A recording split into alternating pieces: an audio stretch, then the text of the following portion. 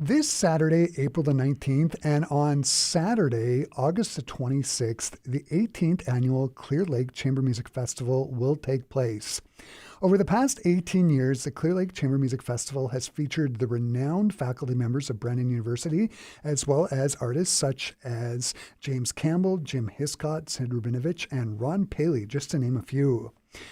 Pianist Daniel Tselyakov is co-artistic director of the Clear Lake Chamber Music Festival. This Saturday, he will be performing alongside his dad, Brandon University professor of piano Alexander Tselyakov, in a program made up completely of the music of Rachmaninoff.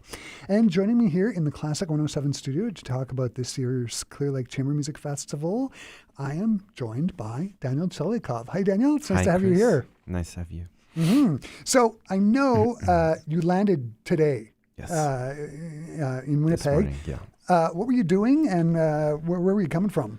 From Montreal. So I'm right now situated in Montreal, and I just did a Rachmaninoff concert there as well, and I was working with Leah Veilbrenner.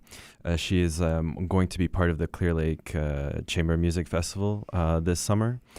And we performed some really great works, like we did some romances by Rachmaninoff to celebrate his 150th anniversary. Mm-hmm. We played some, she sang some Jodassin, she sang some from Carmen, Habanera, Mm-hmm. and all of the classics where everyone have heard 1,000 times, of course.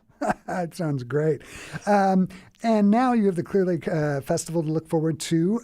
The first concert is this Saturday at Brandon University's Lauren Watts Recital Hall, and it is a program made up of nothing but the music of Rachmaninoff. Can you talk about why you chose to do this and why you and your dad wanted to feature the music of Rachmaninoff? Yes, I mean, if it being his 150th anniversary wasn't enough.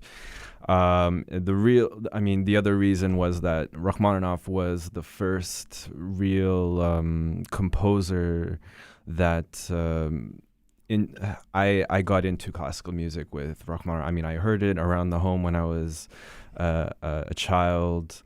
Rachmaninoff was the first. His compositions, kind of the one that you can listen and you almost understand it intuitively where it's going and what it wants to say. Whereas the other composers, it took time to acquire that taste, to really understand. But Rachmaninoff, it was almost like immediate because it just always touches the heart. So that's the other reason that Rachmaninoff has been incredible inspiration for both me and my father. So it's going to be, I can't wait for this concert. It's really going to be exciting. Mm-hmm. So, yeah, and as you mentioned, it's 150 years since his birth. He was born in 1873, but it's also, and I didn't realize this, 80 years since his passing. He died in 1943. So it's sort of it's a double anniversary, right? Yeah, I guess. Mm-hmm. And I was going to create a little PowerPoint in my in the concert, and part of the lecture says, if only Rachmaninoff immigrated to Manitoba, because apparently most of his compositions were created in Ivanovka, which the estate is very prairie-like. It's basically he loved the prairies. Yeah. And he's known in his memoirs. He said that everyone talks about the sea breeze because he immigrated to California, of course. Uh-huh. But he's like, but no one talks about the prairie breeze.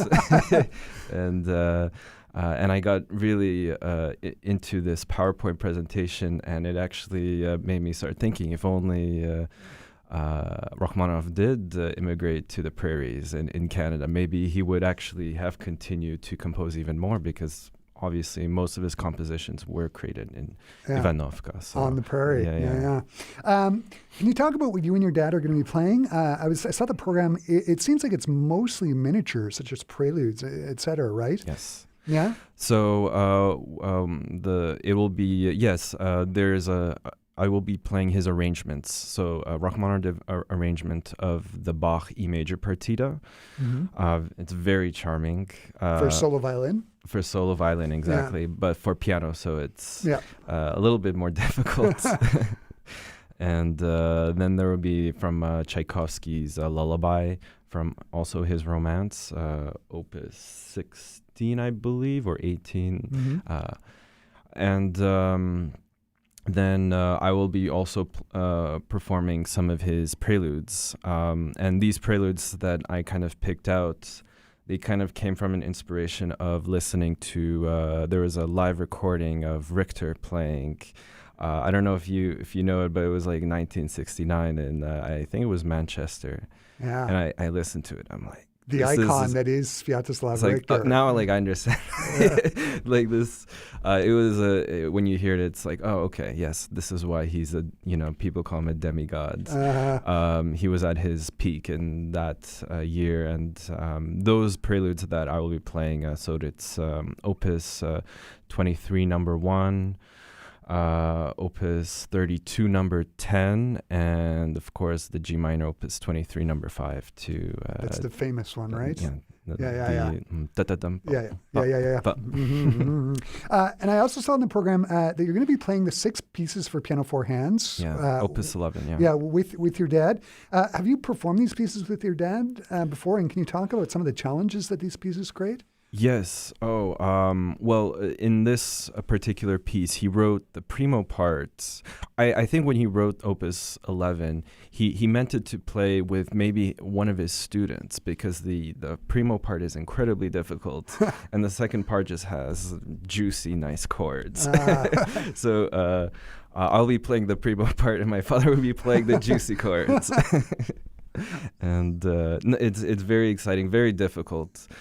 Because other than it being very difficult, anyone who's played for handwork like you're always constantly in each other's way, and it's you have to always compromise and kind of coordinate. Like, I need more space here to play this chord, and so it's actually a lot more coordination than just having you play by yourself. So in some ways, it's even more challenging than just you by yourself. And when I think of Rachmaninoff miniatures, I very often think of like the changing characters and each one of them. That must be an issue as well, right? Yes, that's a very good point. This whole concert, it's mostly a lot of, like you said, a lot of miniatures. So we're constantly having a different palette of his different expressions that Rachmaninoff had. Yeah. Everything from very dark pieces to very just almost not moving, kind of no inflection, just this kind of peaceful kind of. There will also be from his Romance Lilacs, and that one is I find it's almost as if you're just sitting by a pond in the estate, and you're just soaking in the nature. And he loved nature. He was in his memoirs, all he can talk about is nature, and he didn't like city life. He really. He preferred to be out in his summer estate. So the concert of Rachmaninoff's music takes place this Saturday, the 19th, at Lauren Watts Recital Hall at BU. The other 2 concerts of the festival take place on Saturday, August the 26th, in Erickson at the Erickson Lutheran Church. The first concert takes place at 10:30 in the morning, and it's described as a concert that showcases light classical works, musicals, tangos, and jazzy style musical moments. What can people expect on that concert? Lots of fun. It's perfect for audience members who are not very habituated to classical music. So if you haven't heard, if you're not a constant classical music goer, this is perfect. Those 2 last concerts, it's all very light. It's pieces you've probably heard of many times before. So I know Leia will be singing Bésame mucho. Bésame mucho, yeah. And also and Alfonso Ilmar, which is a Argentinian, Yes. and it's going to be a lot of fun. So like very light. Latin American music is very light and very. And some even Willy Wonka is going to be in there. So.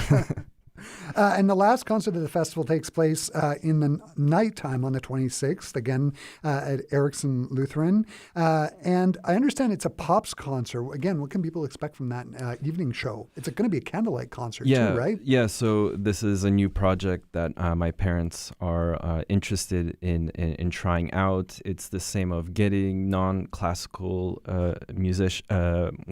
goers to try it out, to see. And this is a very like atmospheric, very romantic. So if you want to have a perfect concert to go with your boyfriend, girlfriend, husband, wife, this is perfect, because it's going to be incredibly atmospheric and very intimate. And the music is all the very popular tunes that we've and so it's going to be very perfect for non-music goers. So. And am I right? I read somewhere there's something about Coldplay. Yes. There's going to be some Coldplay and arranged for just one piano or two pianos, or for one piano. Yeah, so so it'll be very exciting. Yeah.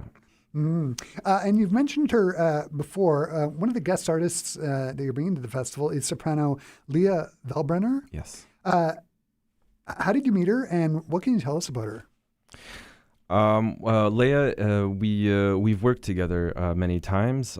We actually met in Montreal. She's an artist from Montreal. Incredibly versatile artist. She actually is not only a soprano, she's also she has a pottery business, and that's doing very well. And we've worked several times, and it's been incredible joy and very easy to work with her. So this is just another opportunity to work with her, and I'm very excited for it. Yeah, absolutely. It sounds great. Daniel, the festival sounds like it's going to be just great. How much are tickets, and where can people go if they want to buy tickets? So for adults, it's $30 if you buy in advance, $35 at the door. Mm-hmm. And for seniors and students, it's $20 if you buy in advance at the website, and $25 at the door. So if you can contact Brandon University, the School of Music. Mm-hmm. Their number is 204-727-9631, or you can call 204-571-6547, or email burba@brandnew.ca for tickets. Sounds great. And for our Classic 107 listeners, if you go to classic107.com, I have provided a direct link and details for the concert as to where you can find and buy tickets. That is in the article that is now up at classic107.com about the Clear Lake Chamber Music Festival. Daniel, this has just been so terrific. Thanks for stopping by and taking the time to talk to me today. Thank you.